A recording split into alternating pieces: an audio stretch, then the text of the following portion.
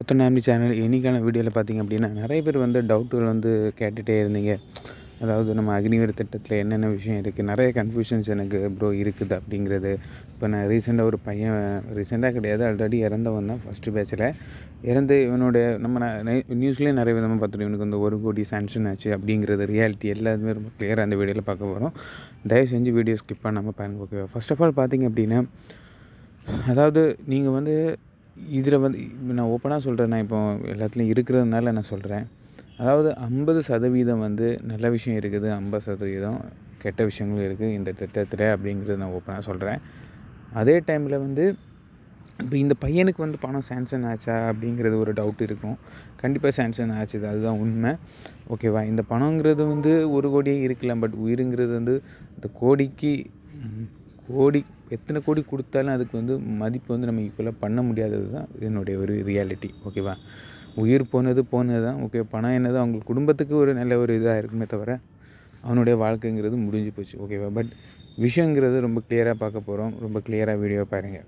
அதாவது நம்ம பசங்க வந்து அதாவது இப்போ கொஞ்சம் நாள் கொண்டே நிறைய பேர் நம்மளுடைய தமிழ்நாடு பசங்களுக்கு வந்து டிஃபென்ஸ் ரிலேட்டடாக இந்த ஜாபில் சேரணுங்கிற வந்து இன்ட்ரெஸ்ட் வந்து ஆல்ரெடி நமக்கு ரொம்ப கம்மியான ஒரு ரேஷியோவில் தான் இருந்து இன்னும் ரொம்ப கம்மியாக ஆகிட்டே தான் இருக்கும். அதுக்கான முதல் ரீசன் பார்த்திங்க அப்படின்னா அக்னிவீருங்கிற ஒரு ரீசன் தான். ஏன் வந்து அக்னிவீர் ரீசனில் நம்ம தமிழ்நாடு பசங்க நம்மளோட சவுத்தில் வந்து ரொம்ப கம்மியாங்கிறது இன்னொரு ரீசன் என்ன அப்படின்னா, எப்பொழுதுமே நம்ம ஆட்கள் வந்து நினைக்கக்கூடிய ஒரு விஷயம் அப்படின்னா, எப்பொழுதுமே ஒரு விஷயம் வந்து பெர்மனெண்ட்டாக இருக்கணும், நல்ல ஒரு இதாக இருக்கணும் அப்படிங்கிற ஒரு விஷயத்தில் நினைக்கிறோம். அந்த ஒரு ரீசனால், ஏன்னா 4 வருஷங்கிறதுனால தான் பசங்க வந்து பார்ட்டிசிபேட் பண்ணுறதுல வந்து ரொம்ப இன்ட்ரெஸ்ட் எடுக்காதனால இன்றைக்கி வந்து ரொம்ப கம்மியான லெவலில் வந்து வந்துட்டுருக்கோம். புரியுது? இப்படியே போயிட்டு இருந்தால் எங்கே போகுதுன்னு தெரியலை. பட் கவர்மெண்ட் என்ன எடுக்குங்கிறது நமக்கு தெரியாது, நம்ம கையில் இல்லை, ஓகே. நம்மளும் ஜஸ்ட் ஒரு சோல்ஜர் தான், ஓகே. என்னங்கிறது ரொம்ப கிளியராக பார்ப்போம். அதாவது இந்த 50% என்ன, 50% கெட்ட விஷயங்களை லைட்டாக வந்து சொல்லிக்கிட்டு நம்ம வந்து இந்த வீடியோ இது பண்ணுவோம். கன்ஃபியூஷன்ஸு இந்த வீடியோ எல்லாமே கிளியராக வந்து தீர்த்துப்போம், ஓகேவா? அதாவது கன்ஃபியூஷன்ஸ் என்ன அப்படின்னா, நிறைய பேர் வந்து 4 வருஷம் கழித்து பெர்மனெண்ட் ஆகுமா ஆகாதா அப்படிங்கிற ஒரு டிசிஷனில் தான் எல்லாருமே இருக்கீங்க, ஓகே.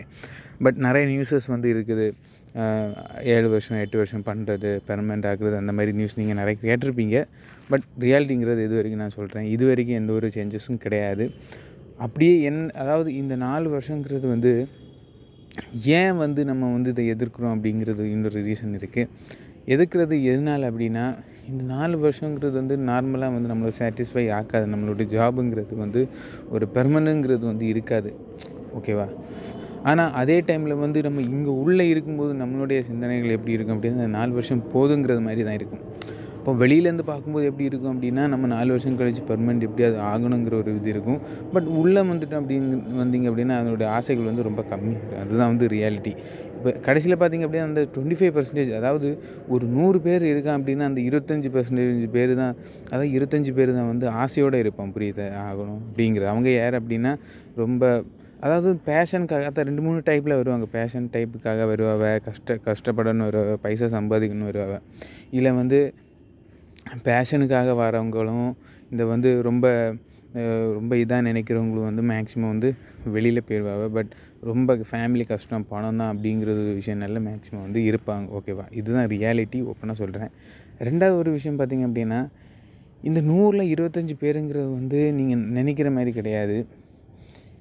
ஒருவேளை அப்படி இருந்தாலும் கூட அவங்களுக்கு நல்ல பெனிஃபிட் தான். ஒருவேளை வெளியில் போனாலும் நல்ல ஒரு பெனிஃபிட் தான் இருக்குங்கிறத கவர்மெண்ட் சொல்லியிருக்கு. அதையும் இது வரைக்கும் ஒரு கன்ஃபார்மாக இல்லை. அப்படின்னா என்ன அப்படின்னா, பட் ஜஸ்ட் ஒரு நியூஸாக போட்டுறாங்க. பட் எந்த ஒரு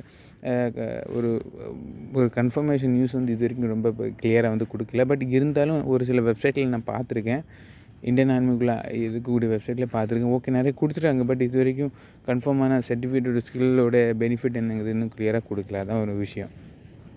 அப்போ அந்த 50% நம்ம வந்து நல்லது சொல்கிறோம், 50% கெட்டதுன்னு சொல்கிறோம். 4 வருஷங்கிறது வந்து வேஸ்ட்டுங்கிறது கொஞ்சம் பேர் சொல்லிகிட்டு இருக்காங்க. 4 வருஷம் வந்து நல்ல பெட்டராக இருக்குது அப்படின்னு சொல்லிட்டு இருக்கான்.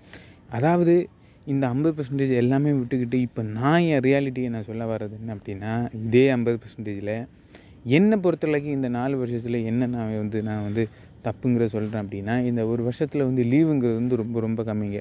அதாவது ஒரு வருஷத்தில் நீங்கள் வந்து 30 நாள் லீவு தான் வீட்டுக்கு போக முடியும் அப்படின்னா, அதை நீங்கள் ரியாலிட்டியாக நீங்கள் யோசித்து பார்த்தீங்க அப்படின்னா உங்களுக்கு வந்து ரொம்ப கஷ்டமாக இருக்கும். பட் நீங்கள் வெளியில் இருந்து இதுக்கு முன்னாடி முன்னாடி நீங்கள் யோசிப்பாங்க ஜஸ்ட் 30 நாள் நமக்கு கிடைக்குது அப்படிங்கிற ஒரு மெத்தனத்தில் வரும். பட் உள்ளே வந்த பிறகு அது ரொம்பவே மனசு கஷ்டமாக இருக்குது. ஒரு எக்ஸாம்பிள் சொல்கிறேன்.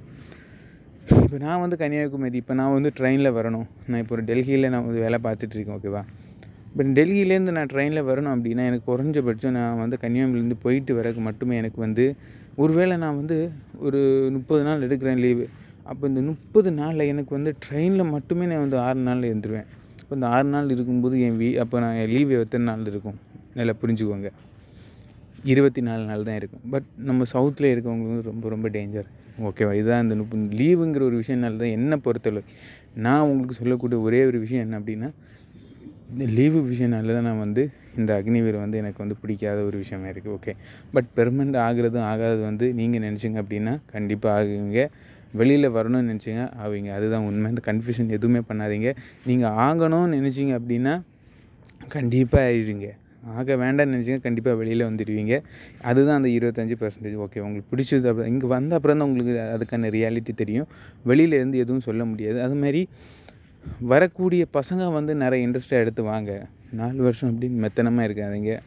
ரொம்ப ஒரு எல்லாருக்கும் நம்ம பசங்களுக்கு வந்து ஒரு இந்தியன் ஆர்மியில் சோல்ஜரில் இருந்தளவு ஃபோக்கஸ் வந்து இதுலேயே இப்போ கம்மியாயிடுச்சு. இப்போ பார்த்தீங்க அப்படின்னா ஒரு வடநாட்டில் இருக்கக்கூடியவன் எல்லாத்துலேயுமே ஃபோக்கஸில் ரொம்ப அதிகமாக சென்ட்ரல் கவர்மெண்ட்டில் எல்லா ஒரு ஜாப்லேயும் நீங்கள் பார்த்தீங்க அப்படின்னா இந்தியன் சோல்ஜராக இருக்கட்டும், ஆஃபீஸர்ஸாக இருக்கட்டும், அதுக்கு மேலே இருக்கக்கூடிய சென்ட்ரல் கவர்மெண்ட் நிறைய இன்கம் டேக்ஸ் ஆஃபீஸராக இருக்கட்டும், நிறைய எஸ்எஸ்சியில் வரக்கூடிய டிபார்ட்மெண்ட் எல்லாத்துலேயுமே வந்து கிட்டத்தட்ட 85% வந்து நார்த் இந்தியன்ஸாக இருக்காங்க. நார்த் இந்தியன்ஸ் சொல்ல முடியாது, ஹிந்தி பேசக்கூடிய அவங்க தான் நிறைய வந்து இருக்கா, ஓகே. நார்த் ஈஸ்ட் இருக்குது, நார்த் வெஸ்ட் இருக்குது, நார்த் இருக்குது, அந்த மாதிரி எல்லாத்தையும் சேர்த்து பேசணும். ஆனால் நம்ம வந்து இந்த ரீஜன் லாங்குவேஜ் அதிகமாக பேசுகிறவங்க வந்து ரொம்ப கம்மியாக இருக்குது, ஓகே. அதுக்கான ரீசன் வந்து இதுதான்.